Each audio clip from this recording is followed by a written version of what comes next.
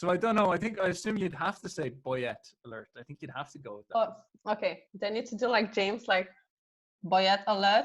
But yeah, Is boyette. that that's fine. Or how about I've started saying this one now because I don't know how much you understand how ridiculous my mind is, but like I think about these things for like maybe like hours some days, just like laughing. For example, I'll be like ladies and boyo men. That's my new one recently. yeah? I like that one. I love it. Boy man. It's And like transition between the boy and the man. You then, know, yes. whereas you're like born a lady already. Yeah, You and know? this is In interesting. full.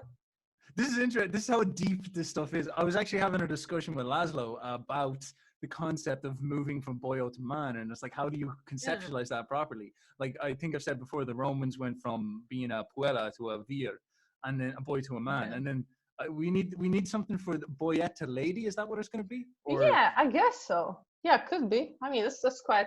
I guess it doesn't have that twist that the boyo does. It's just a lady, you know, yeah, just full sort of too clean, you know, too. Yeah, and but I like don't is know. I mean, is I guess like Jung said, you cannot make up, or Peterson said, like you can't make up symbols. They have to just appear. So that's true. it might just appear eventually, you know. And here's another question I have to ask. I've always wanted to ask a girl about this. Is if I call a lad, like say a juicy boyo to a male, like that's okay. If I call a girl a juicy lady, is that how does that go? Yeah. It's I really like, you know, the thing is I like the adjective juicy so much that I'm like, I think I just go over the You just edge go for with it? that, and just like I just want to have it. But That I don't wouldn't know, like gender.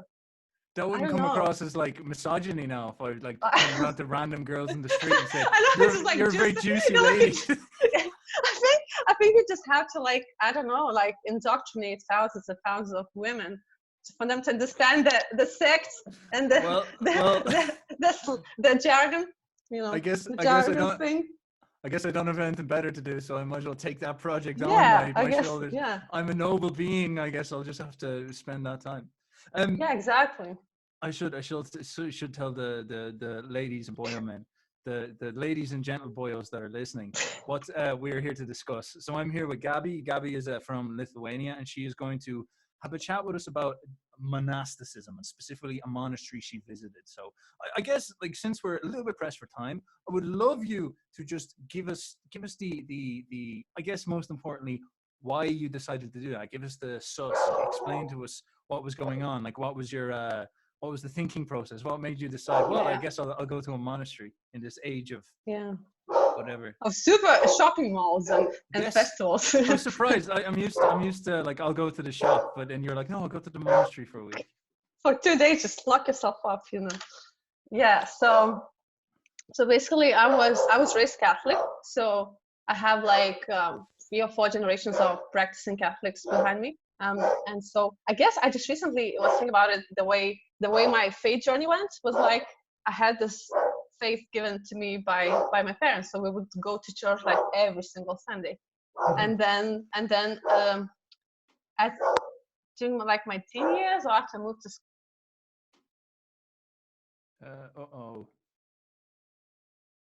You kind of froze up a little bit.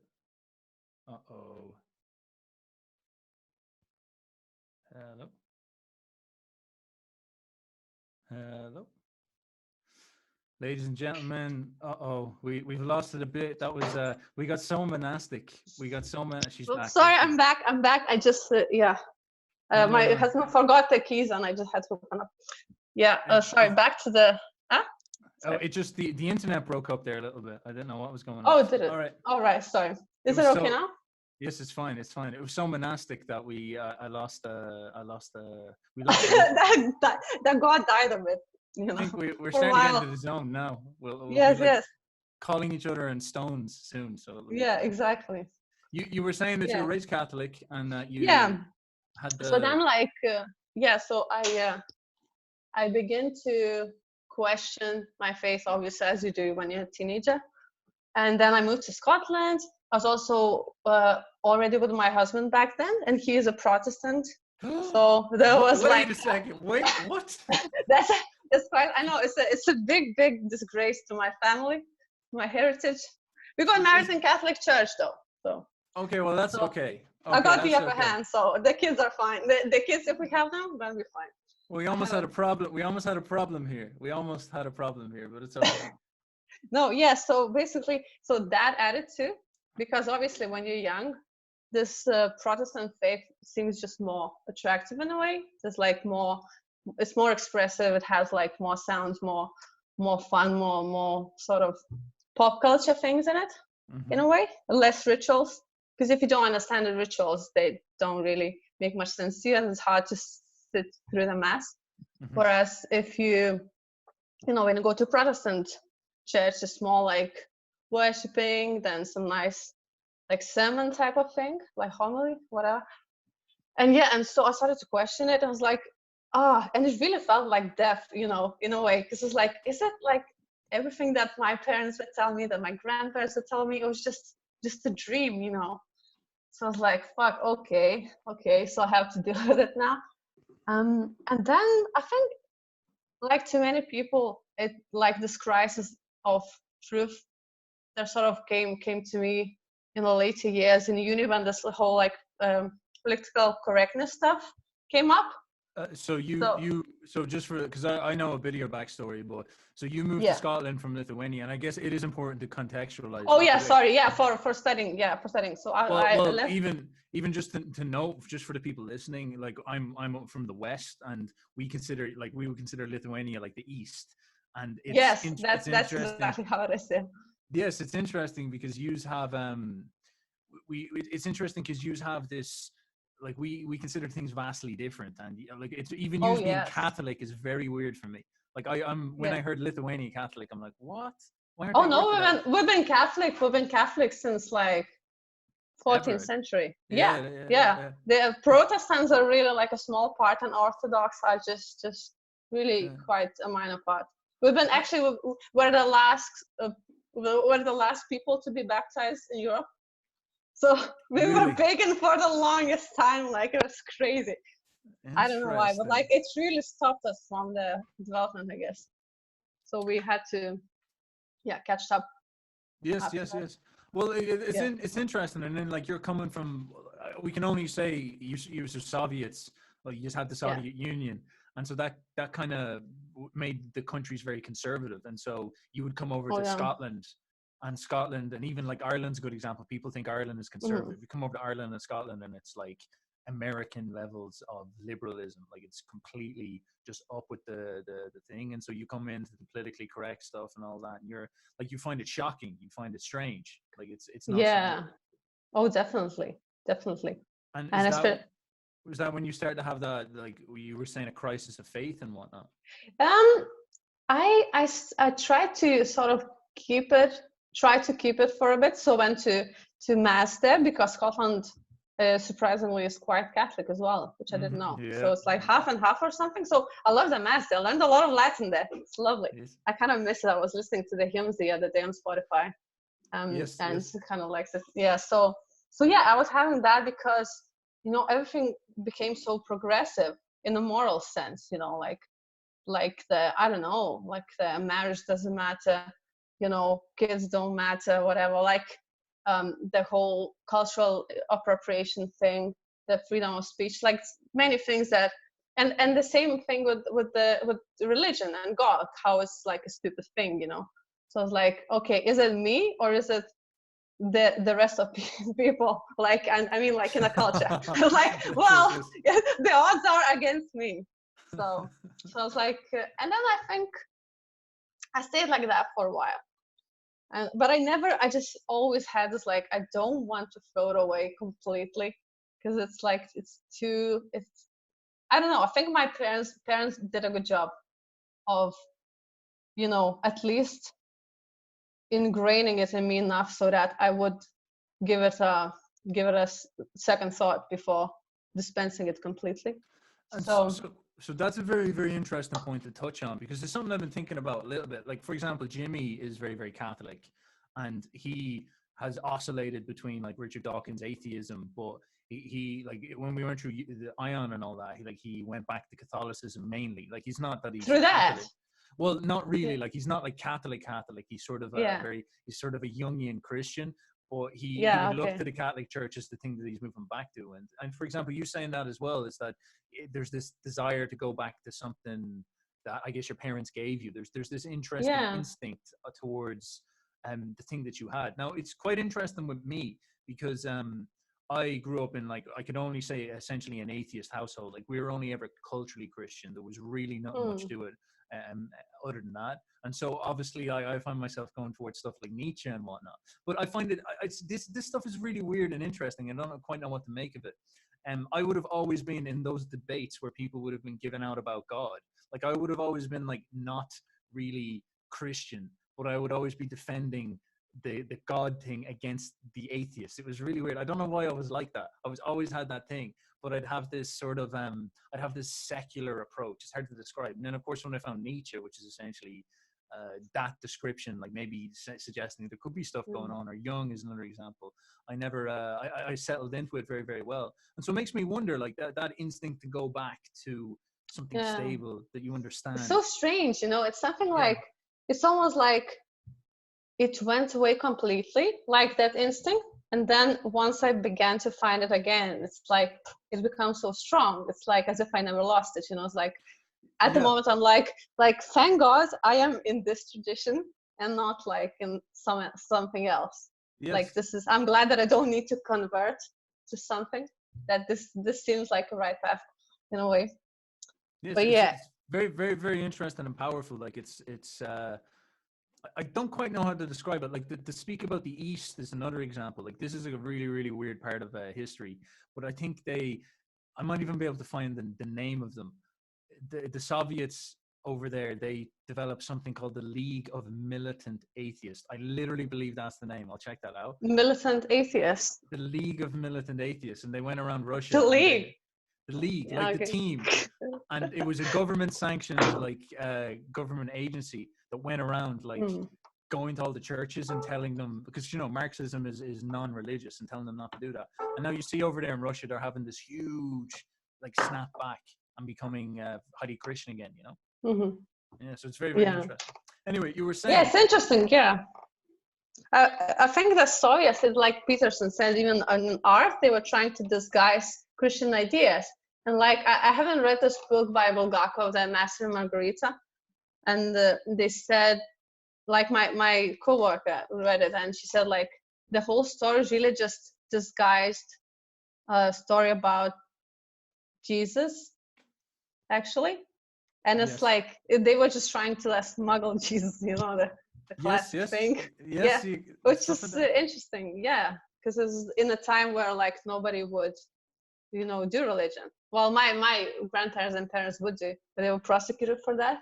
Like, for example, like my mom, because she went to church, like her teachers would, like, you know, stand her in front of the whole class and be like, she is like, you know, a mad girl, you know, for doing it. Like, it's a shame to the country and stuff like that. Watching like Will Levin. It's quite intense. That's so crazy. That's yeah, it's hard, and it's so close, you know, it's so close. Like it really cuts close to the bone, because it's been like, you know, a generation. I know a Russian girl, and she was saying that this is something very similar with her grandmother. Her grandmother used to always whisper and to say, "I believe in God," but she always say to her, "Never tell your father, and never tell anybody outside the house. Like, only talk to me and your mom."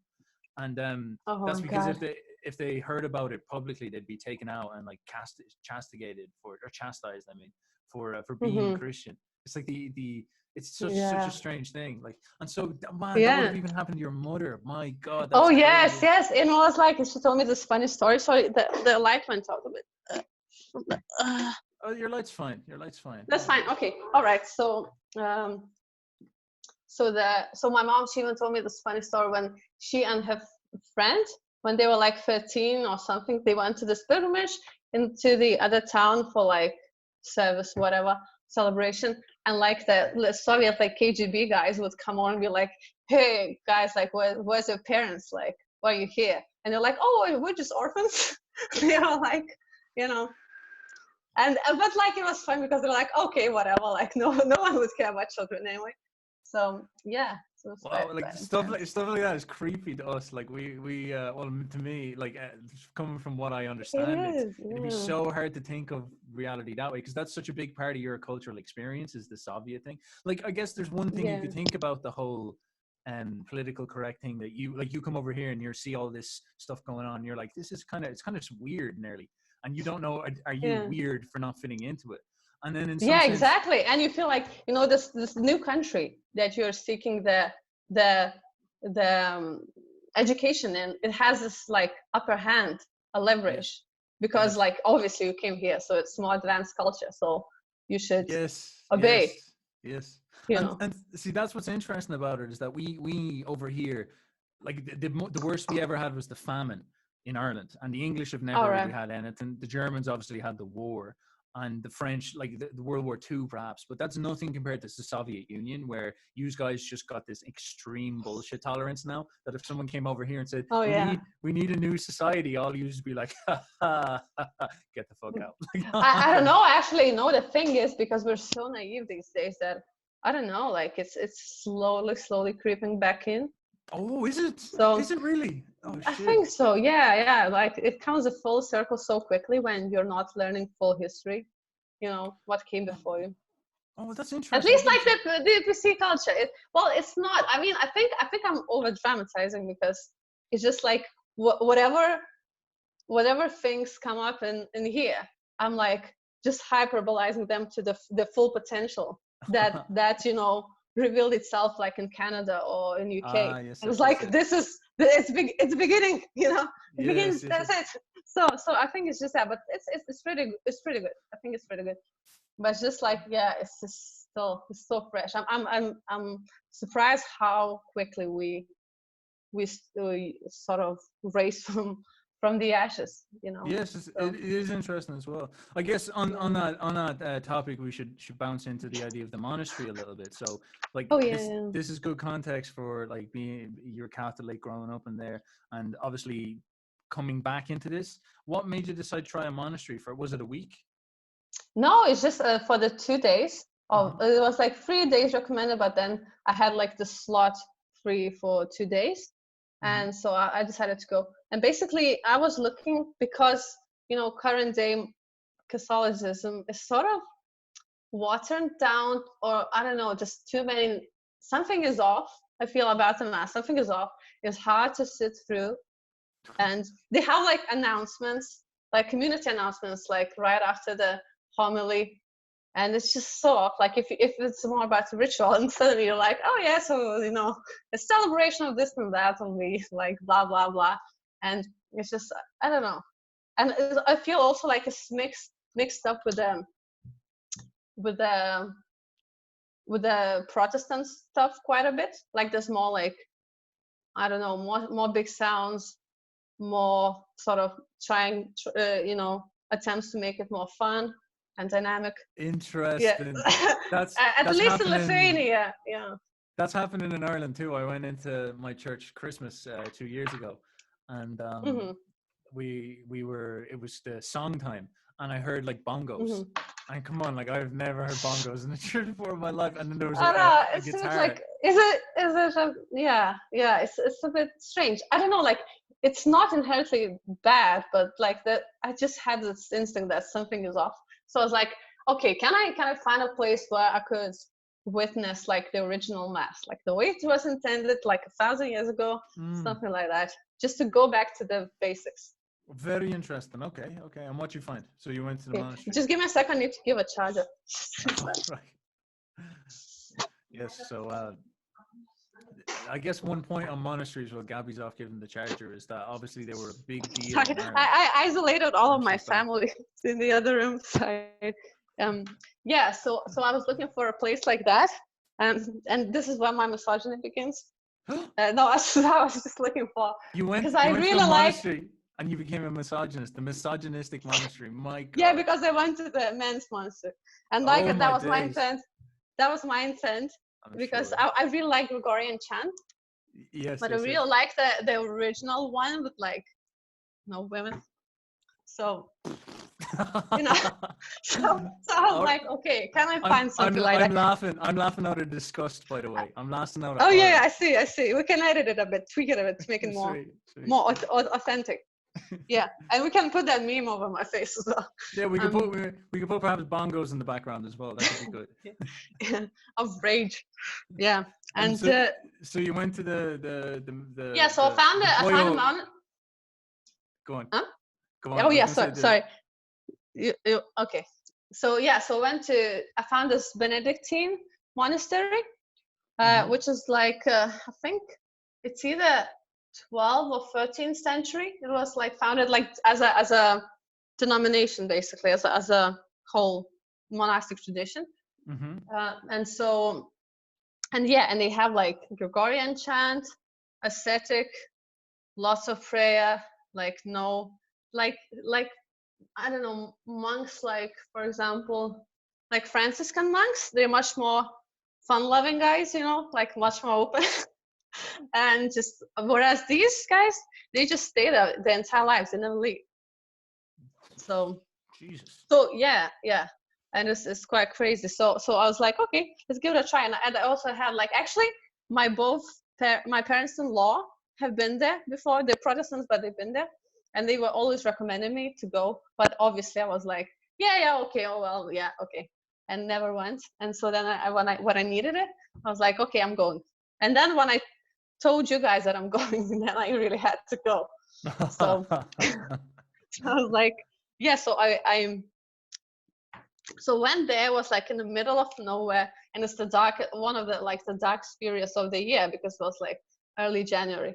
So wow. Pretty symbolic, And so the monastery is like it was founded by French, so it's mostly French monks and a few Lithuanians, so there's 13 of them.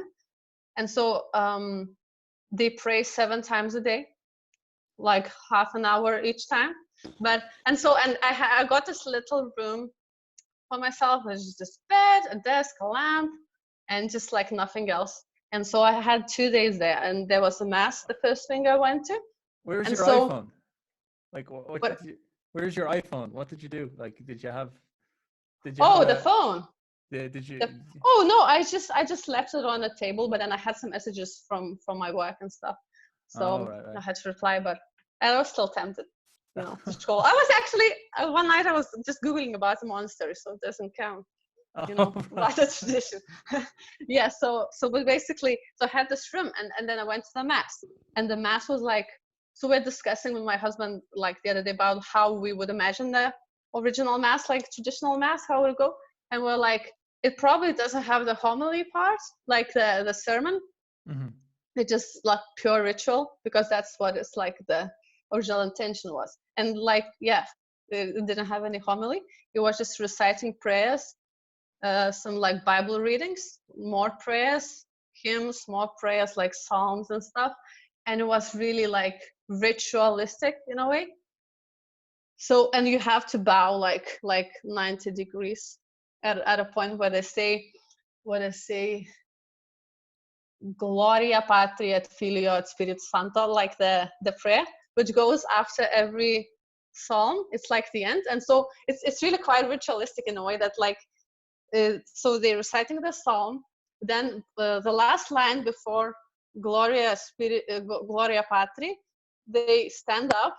So like when the Gloria Patri comes on, they bow down. Then they recite that. Then wait. So they are bent over at 90 degrees. Reciting. Yes, like full, like almost like like full on ritual. Yeah, and you stay like that till you say Gloria Patri et Filio et Spiritus Sancto, and then you straighten back, and then you sit down. So it's like really, really rhythmic. It's It was so majestic. They were so humble. They're looking, but also majestic.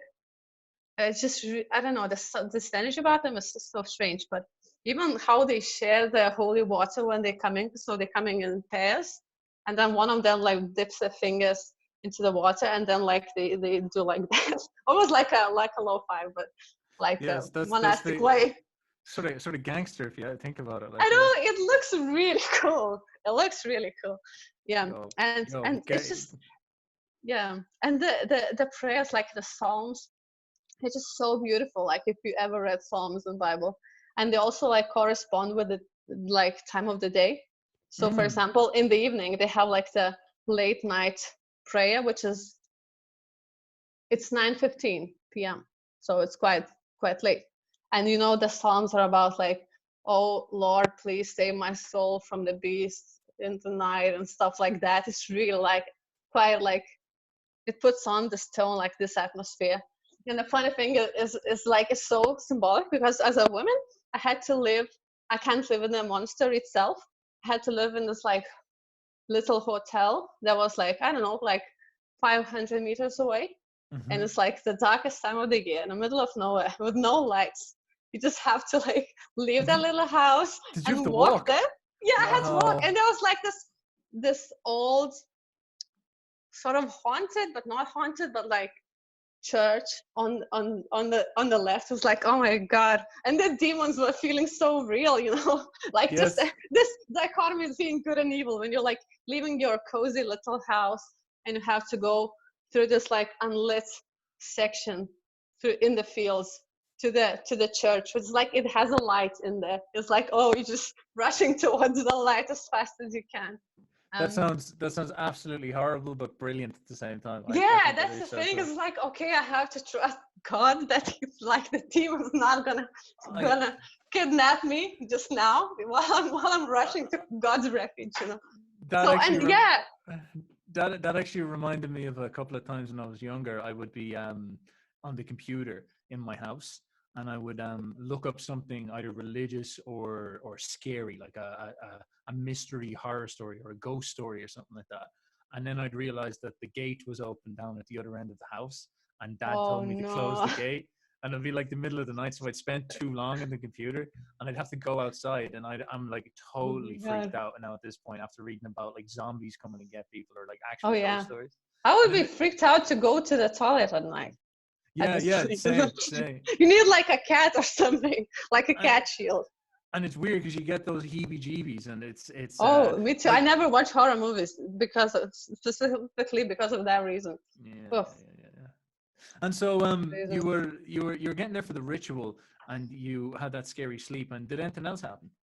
No, it's just so because the prayer was 7 times a day, and you would have like the gaps in between of like 2 hours or 3 hours or something like that between them. So it's just so funny to have like, okay, now I have 4 hours for myself in the room, and it was just I don't know, it was really refreshing in a way because I just come back and I'm looking forward to the next service because they're so beautiful and I love the ritual.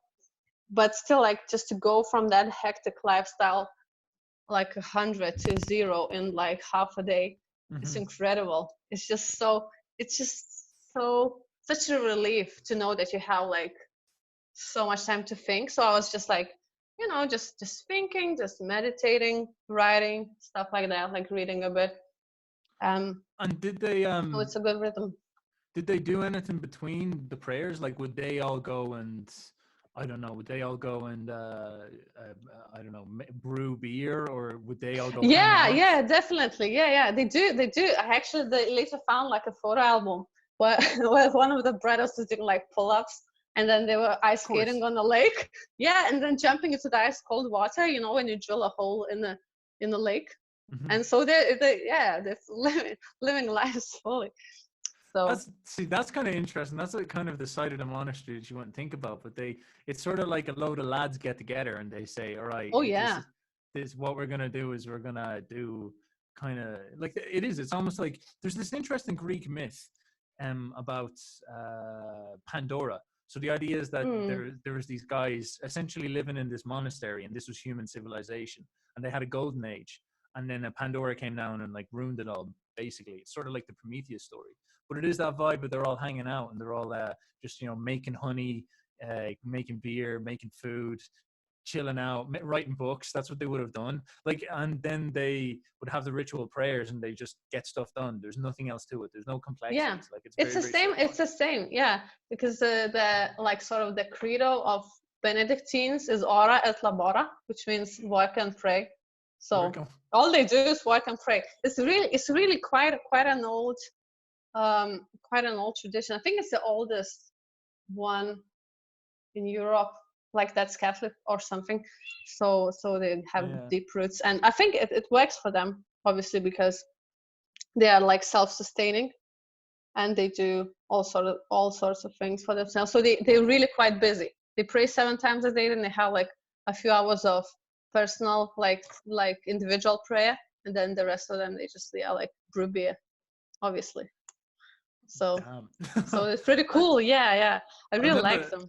I remember talking to my dad, and he said that like back in the day, the place where you would have got beer, cheese, honey, like all the good stuff would have came out of the monasteries. Like the monasteries would have been a hugely integral part of society. It would have been like sort of the same way as you see a supermarket or a shop. That's sort of what the monasteries would be like, but everything would be like craft beer. It wouldn't be mass produced in any sense. And these guys were like amazing places to go all the time. They were like a great thing to live beside, because you could rock up with them, and I think they gave a lot of it away for free as well. Like I think that's what the coolest it's thing the best, isn't it? Yeah, because if you free beer, like they would have like, I don't know, attracted like cities around them for free beer if they just marketed themselves better, you know. I think that's sort of how it worked. That's probably what the Vikings came over here. Yeah.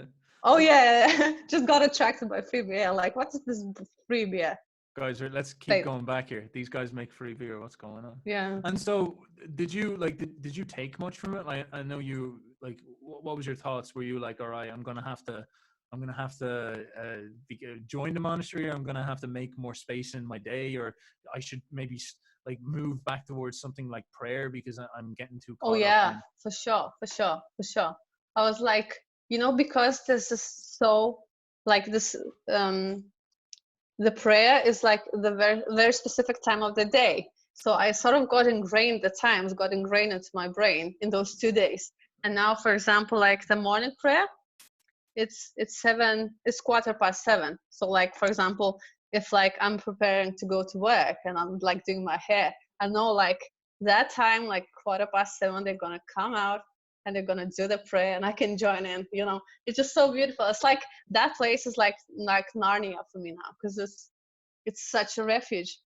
And I was like, and it just the fact that they have this strong ritual, like you wouldn't witness it anywhere else apart from like, I don't know, like festival, like, you know, like the music experience. But like the real ritual where you don't have to rationalize it in any way to yourself or anyone else. You just go with it. That's very interesting. So it's like, because I guess at a music festival you're not trying to figure out what's happening, you're just doing it. That's our new way of doing the ritual. That's very interesting. And why does that attract you? Why is it attractive to you to just go somewhere where you don't have to think it through and be like, is this the right thing to do? You just do it for the sort of feeling. Like what do you mean by that? I don't know. I think generally I'm really trying to like rationalize everything and really get into facts and all that. It just becomes overwhelming. And also like the God thing, I don't know, just recently it sort of became like I told you in a chat, like it's more like, I don't know, like it's sort of like my brain broke through into another level where metaphysics is okay, and just sort of like you're just floating above, like you don't need, and you don't need also to, at least for now, I don't need to sort of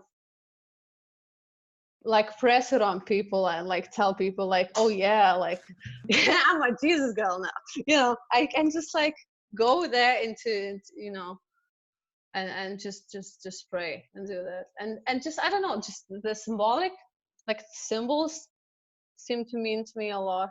And I love the monastery. It was built quite recently. It was like a new project, like 20 years ago, so it was quite minimalist, but combined with early like Romanian style, I think. And so it had like this altar that was just the most beautiful altar I ever seen. So it was like, I don't like 4 meter, 3 meter rock that was just a bit like sculpted around a bit, but it was just so majestic because it still had this roughness to it. And so if you can call anything unshakable, it's that rock that was there. Like, you know, there could be like World War III going on, the monastery would be down, but that rock, that altar stone would still be in place, which was just so symbolic and beautiful. That's So badass. yeah, so that's another thing. That is something I've noticed, because I'd be quite like, obviously I'd think through what is religion and talk about religion and all that stuff, but I'd even find myself like, I'd happily go into a Catholic church and literally just bow on my knees and pray. Like, I've absolutely no problem doing that at all, because I found at one point eventually I just stopped needing to make it all consistent and make sense. It's almost like these things do represent something incredibly profound and powerful, and it's more just letting them do their thing and appreciate it. It's like music. It's just like, yeah, exactly, you just got to listen to it, you just got to be with it in some sense. And if you yeah, don't, and like, it's just weird. Like, if you had music and you tried to figure out music, you never hear it. It's hard to describe. Like, if you're like, exactly. what type of chords is he using, is this the right chords, like what's going on here, you'd never just listen to the music. And that's fundamentally what it comes down to. So it's a very interesting way to frame it. That's quite interesting. Yeah, and I guess with the music, like, another thing is that people take the music quite personally. So even if you tell someone like, "Oh, your music is trash," you know, the music you're listening to, I mean, it's quite personal because you don't rationalize it; it just vibes with you. So I think that's why, because you don't have to listen to the most complex music in order to appreciate it. So yeah, it's quite. That's very true as well. That's a good point as well. Damn. So that sounds cool. I'm afraid we're out of time, but it was a good chat.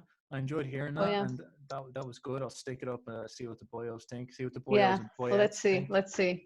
See what the boyos and boyettes. I guess if you have any last words, like, do you want? Should everybody? Should we make a monastery? Should we make I mean, yeah, that's the thing. Just as like as my parents-in-law who went there before me, were like just, you know, sort of trying to tell me like, oh, it's really good, like you have to go, and I just wasn't listening to them because it wasn't the time. But like when I really wanted to go there, I just went for it. So I think I wouldn't say like, oh, you must go, like, but if you feel this urge that you just need to I don't know, like sign up for a bit out of this world and just go to this really slow time mode, I think it's definitely worth it.